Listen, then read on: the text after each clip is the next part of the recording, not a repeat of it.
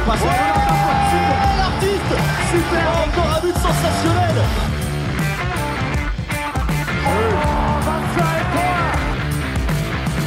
That's a brilliant bit of follow-up play by Mahe. Oh my goodness me, what a shot. Sagosen setter det hen! Han setter den! De er i semifinale igjen! Hello everyone and welcome to the Uninformed Handball Hour. This is a Patreon special and we're focusing on the LIQUI MOLY Handball Bundesliga, Germany's top flight. It's Chris here with Alex. Alex, how you doing? I'm great, Chris. I did promise this league podcast to our Patreon listeners. So the first one will be the Bundesliga. Also put out a poll on Twitter to see what other leagues our fans want us to talk about. And what won was the Bundesliga again. So we will have, after this fantastic one, we'll have another one coming shortly after, and then probably dive into the French league or the ASBL or the Danish league. But we have a great, exciting chat with Sascha Staat from Kreis Ab podcast, who just knows the Bundesliga so well. So will we dive straight in? Let's go into it. Welcome to the podcast, Sascha. Here to talk about some Bundesliga. And to start off, we have a pretty exciting race for the title this year. There's 4 teams, maybe 5 teams, all still with a chance to win the Bundesliga this year. But I want to start off with the 2 teams at the top, Füchse Berlin and Rhein-Neckar Löwen. And I want to ask you, are they legit? Well, Füchse Berlin, yes, I think so, because they're just too good of a team. If you look at the roster and you look at every specific position, I think there's a world-class player on every position, maybe not the wingers, but every other position. I mean, just look at the right-back position. They have Fabian Wiede as a backup. He's been a World Championship All-Star member. So if you have such a player coming from the bench, it shows how good the team is. Matthias Gisel obviously is maybe the best player in the world right now. I'm not sure what you think about him, but he might be. He's a sensational player. He changes the game, and I think he was a player who made sure that they can play on a higher level. They were on a higher level last season already, and they made some step forward because of him. They lost a game at GWD Minden when he was injured for some games. That says everything about his value. I think he's the MVP of the Bundesliga so far this season. And yeah, I think that if Max Dari is coming over and everybody knows how good of a player he is and he's only coming from the bench as well, it also says how good the team is. Dejan Milosavljev is playing constantly on a high level. I think that's been a key factor as well. I'm not sure about their weaknesses. I guess that the upcoming game at Magdeburg at the weekend might decide if they will win the championship or not. It's a very important game for both teams, actually. And when you look at, for example, the wingers, coming back to the wingers, Milos Vujovic scored 10 goals in the last game. So they're capable of playing at a high level as well.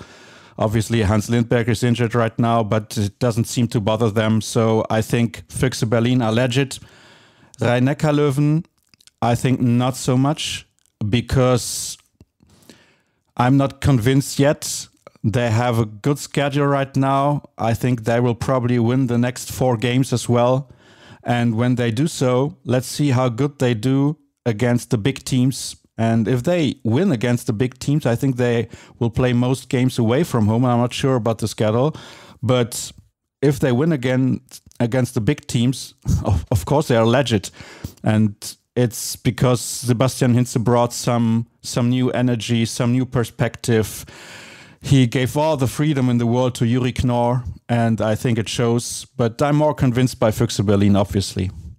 You said that you think Matthias Gisel is potentially the MVP of the Bundesliga. That surprises me a little bit. Of course, we know the player he can be, but looking at his performances, they're not, from a pure stats perspective, let's say, they're not what we're used to in the World Championship. He's has plenty of games with kind of 4 goals, 4 assists. But do you think he's just impacting the overall team a lot more than what's visible to someone who might not watch every game? If you watched, I don't know if you had the chance, if you watched the first games of the season, let's say the first 10 games of the season of Füchse Berlin, you saw how much he changes the game, how much he makes other players better, how much more confidence every other player has. And if you take him away from Füchse Berlin right now, I don't want to say they're an average team because that's not true. But they would be 3rd or 4th in the league. Now they're leading the league. And I think he was just the one missing piece they needed to go for the championship. And I think it's quite obvious that he's a difference maker. And with all the respect to Max Dari, who was also a big signing because I like him a lot. He's a workhorse. He's a great player, great attitude, great character, because I've talked to him many times and I think he's a perfect fit for Füchse Berlin. But I think that Matthias Gisdol was the missing piece, and I totally understand that you say that at the World Championship he was so outstanding that it's hard to see how his stats in the Bundesliga compare to what he did at the tournament in January. But you also have to consider that he has a different role in the Bundesliga. They're playing a lot of games. Okay, they played a lot of games at the World Championship as well, but he was coming from injury. He was a little bit more fresh.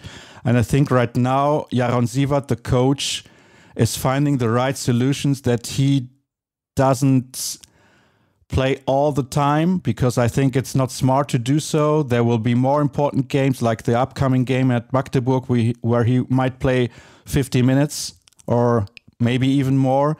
But does he have to score 10 goals for Füchse Berlin? It doesn't seem so. Does he have to score 7, 8, 9 goals for Denmark to win games along with Pitlick and Mikkel Hansen? Yes, because they basically played without wingers at the tournament. I don't know why.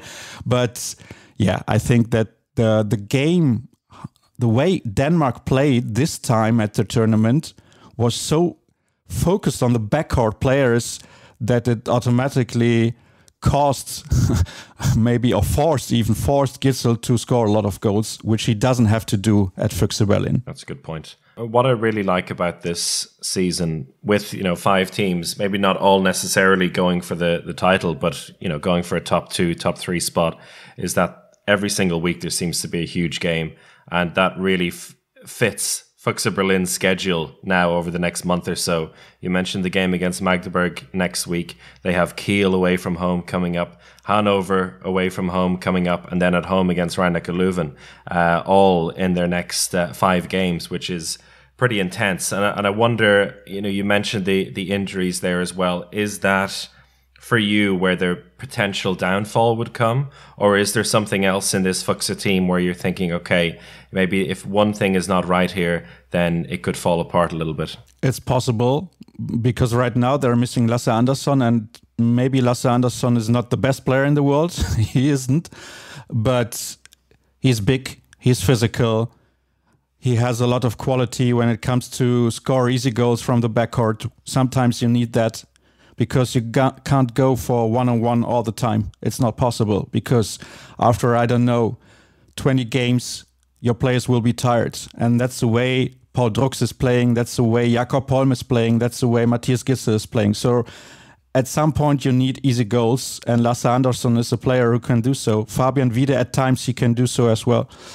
But you mentioned the schedule. The schedule is extremely tough for them. I mean, they're also playing in the European League against... Well, if you're hearing this, you're not on Patreon. And that's all you're going to get for this episode. This is a special one for our Patreon subscribers. So if you fancy hearing the whole thing and getting a lot more bonus content, head on over to patreon.com/handball hour. Until the next one, which will be free for all. See you soon. Goodbye.